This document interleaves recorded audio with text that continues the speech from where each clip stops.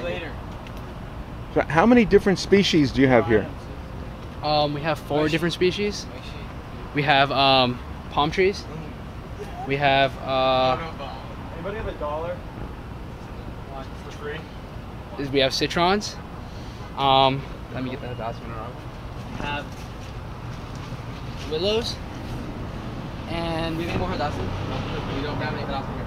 and we have myrtles. Go inside. Go into this. You have myrtle. Yeah, we have myrtle too. The myrtle's inside right now. They're gonna bring it out. But so we have palm, citron, myrtle, and we're gonna get the 4th. And what's the significance of each of these species? So each of them. Ask him. What's the significance of the species? Well, the Hold it, palm hold frond, the palm frond is nice and straight.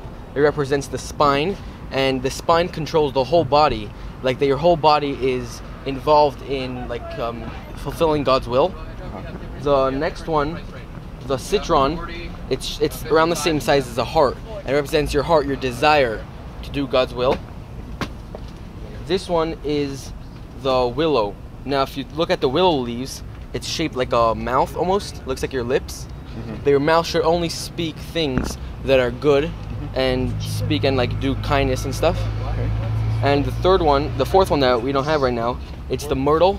If you look at it, it's shaped like the eyes. Your eyes should only look at good things and not look at things that you shouldn't see. We have the myrtle. It's not here. Okay. So you wrap them all together. You wrap them, wrap them all together. fold them together, Yeah. and what do you do with them in the sukkah? In the sukkah, you take them, and we don't have them all now, but you put them in here, and you put them together. And by putting them together, that symbolizes putting together the name of God, because each one represents one of the letters of God's name. And when you put them together, you're completing God's name, and you are doing God's will.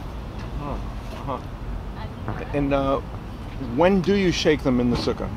You're supposed to shake them every day of Sukkot, not on Shabbos, but every day in the morning, preferably, you go out and you shake them before davening. And can you show me how you shake them? You take it, and you're supposed to shake them in every direction. You go to front of you, to your right, to your left, behind you, up and down in every direction, showing that God, which you're holding together, you're completing God's name, is everywhere. And even over your shoulder? Even over your shoulder. Behind you? He's always looking there. Okay, that's good. And how orthodox or observant does a Jew have to be to practice this mitzvah? Well, any mitzvah, no matter how observant you are, you do mitzvahs, it's good. So you don't have to be Shomer Shabbos to do this? You don't have to be Shomer Shabbos.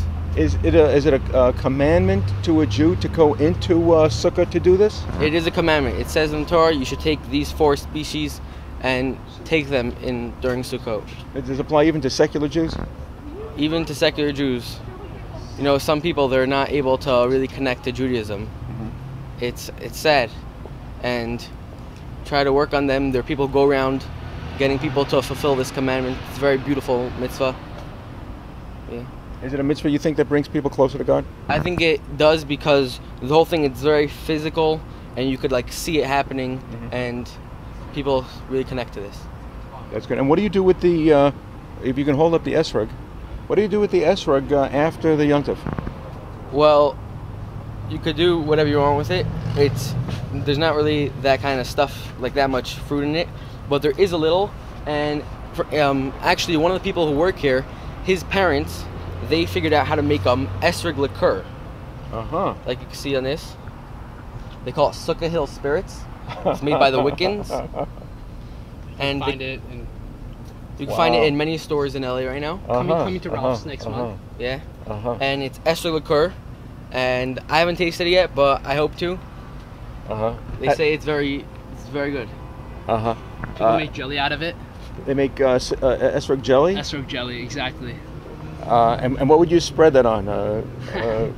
Anything. Yeah. Bread. You don't have to spread it on a lulav? No. Okay.